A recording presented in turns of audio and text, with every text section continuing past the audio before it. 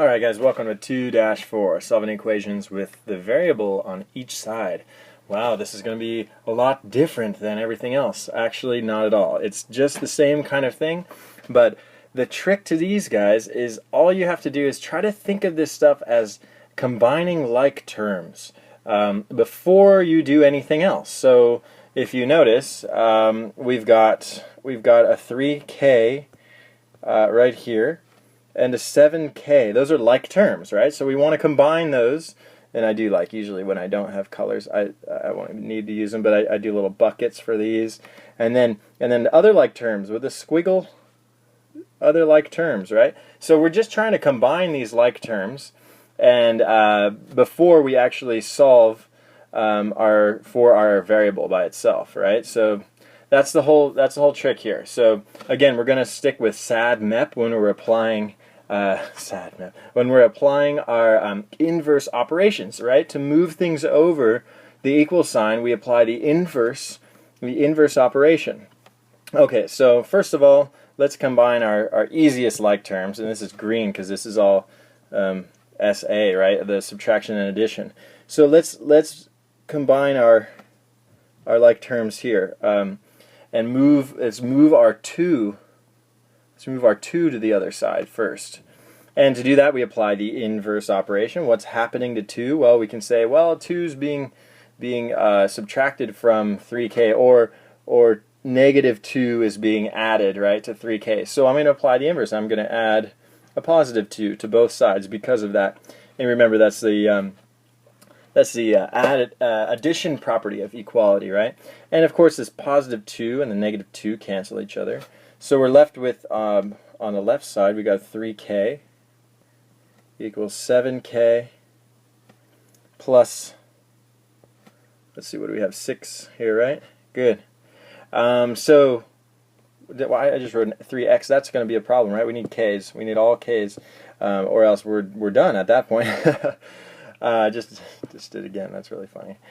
All right, so k's, right? There we go. Finally got a k. So let's see. Now we want to combine these like terms, right? And so you could think to yourself, okay, well, you were saying in the video before to apply the inverse operation, what's happening to k and all, but now there's multiplication happening to k. But again, notice that just the exact same thing we did with the 2. We're moving one term to the opposite side of the equation. We just act like we are adding it to the other side, right? So I want to combine, right, these two things over here, and move this one here, right? So how do I combine things? That's addition, right? So apply the inverse operation of addition to the 7k right here, the whole 7k. And that's a negative 7k. I add a negative 7k to both sides. Negative 7k to both sides, right? And then I still have my plus 6 there. And what happens to the positive 7k, negative 7k? Let's use a red one. Make it nice, right? Those cancel each other out and make 0. And then we end up with 6 here. And let's do negative 7 and positive 3 to add those together. What is that? Okay, well, difference sign, take the difference. So we've got 7, 6, 5, 4, right? And that's going to be a negative 4k, right? Now we see to ourselves, okay, I have no more like terms.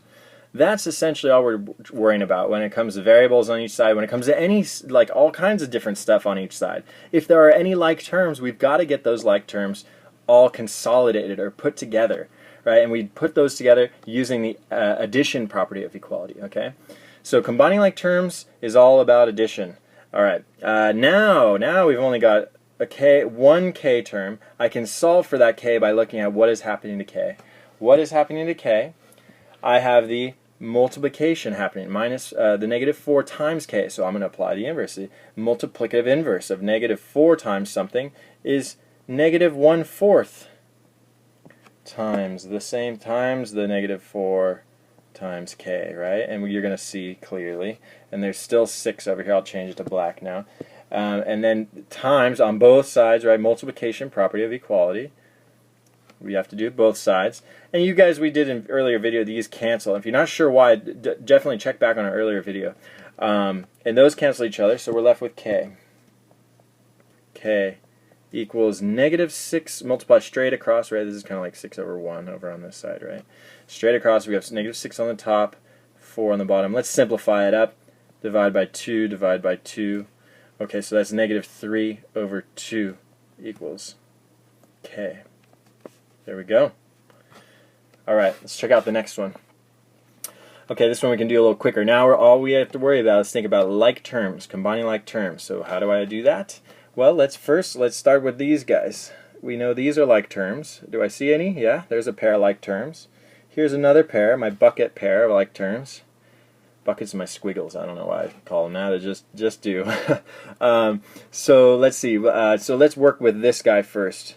Let's move him across to combine with the other. And combining, we're talking about addition, right? So which property should we use? Let's add the opposite, right? The additive inverse. +4. +4 to that side, right? Oh, let me use my colors, right? Green for addition, right? +4. And make sure we do that to both sides. +4. Okay, these cancel. We can see that. And then we're left with 1/3 x equals, right? Those cancel. That's 0. Plus 0 is just 1/3 x.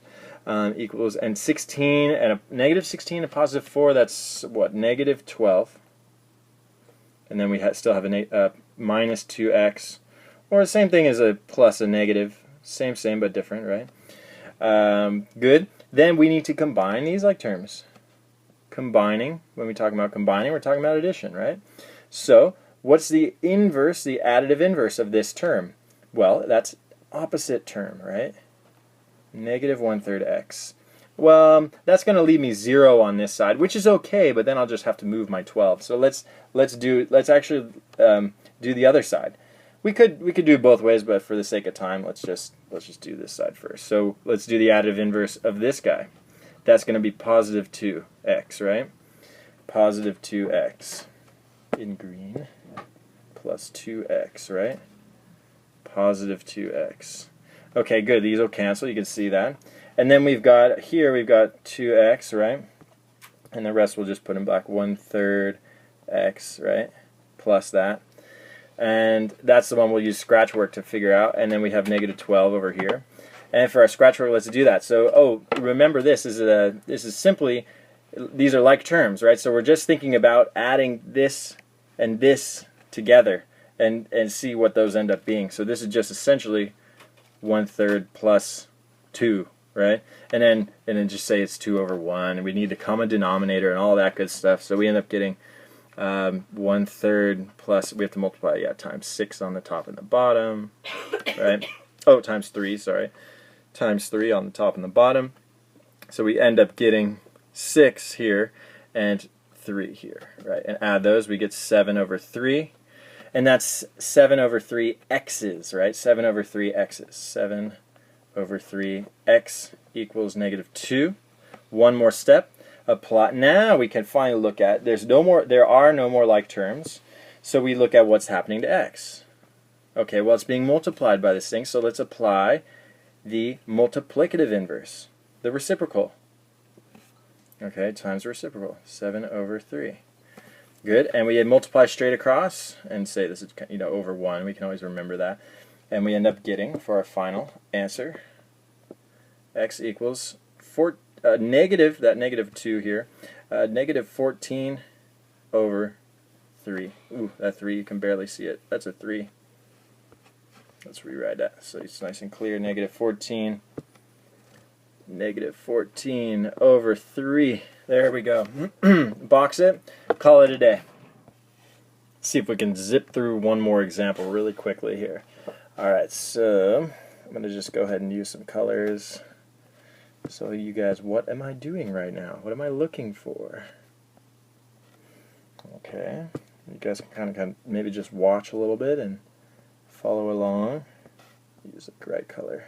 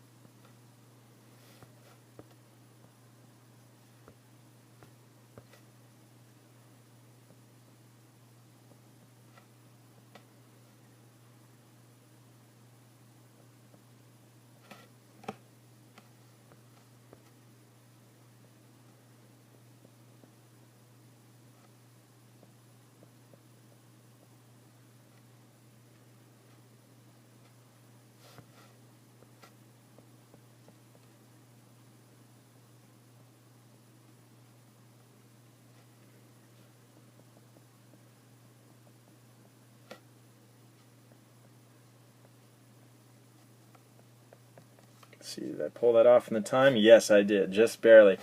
Alright, so take a quick look through there and see if those steps make sense. If not, go ahead and head back and watch a couple of the earlier videos or take a look at some of the earlier stuff, and hopefully that'll help you guys out.